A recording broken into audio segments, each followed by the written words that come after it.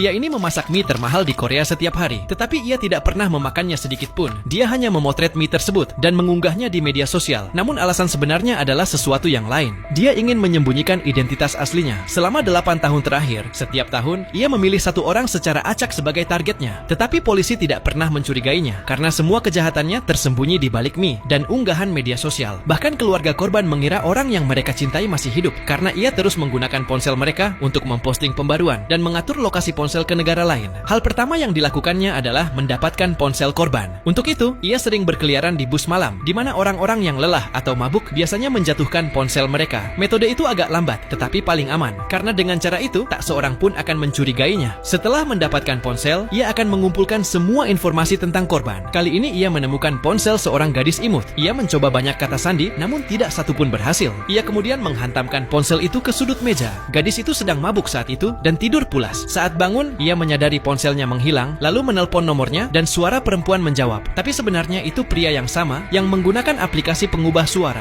dan mengatakan bahwa ia menemukan ponsel itu di bus, tapi ponselnya sudah rusak. Kemudian ia memberi alamat toko reparasi ponsel dan menyuruh gadis itu untuk mengambil ponselnya di sana. Gadis itu tidak curiga sedikit pun. Ia pergi ke alamat yang diberikan. Itu adalah bangunan tua terbengkalai yang hampir tak ada orang yang datang. Saat masuk ke toko, ia melihat ponselnya dan layarnya memang rusak. Penjaga toko yang sebenarnya pria yang sama memberinya sebuah formulir. Ia harus mengisi semua detail di dalamnya. Yang paling penting adalah kata sandi ponsel. Gadis itu ingin ponselnya cepat diperbaiki, jadi tanpa pikir panjang, ia mengisi formulir tersebut. Sekarang pria itu memiliki semua informasinya. Ia mengganti kamera ponsel, memasang layar baru, membuka kunci ponsel dengan kata sandi, dan diam-diam memasang sebuah virus di dalamnya. Sekarang setiap data gadis itu akan langsung terkirim padanya. Sebelum pergi, gadis itu bahkan berterima kasih. Ia tidak mengetahui bahwa sekarang setiap tindakan, setiap panggilan, setiap pesan, bahkan arah kamera ponselnya sedang dipantau. Dalam beberapa hari, pria itu tahu semua tentang kehidupannya, dari kebiasaan, percakapan, bahkan rahasia yang tak ia sadari sedang direkam dari ponselnya. Di malam hari saat gadis itu tidur, pria itu mengendalikan ponselnya dari jarak jauh. Ia memeriksa semua pesan dan aplikasinya. Setelah mengumpulkan semua informasi, pria itu mulai merencanakan langkah berikutnya.